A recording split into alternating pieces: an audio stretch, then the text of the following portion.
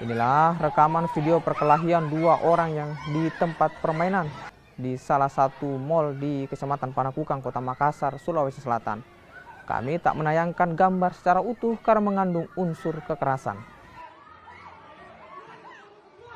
Akibat perkelahian ini, sejumlah pengunjung histeris, sementara petugas keamanan yang berada di lokasi berusaha melerai keduanya. Polisi yang mendapat laporan membawa kedua pihak yang berkelahi ke kantor polisi. Usai dimediasi, kedua belah pihak sepakat untuk berdamai.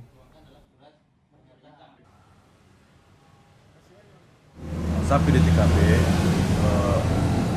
petugas yang turun ke sana coba untuk mediasi, tapi belum ada kesepakatan. Maka akhirnya kedua belah pihak dibawa ke kantor untuk mediasi selanjutnya.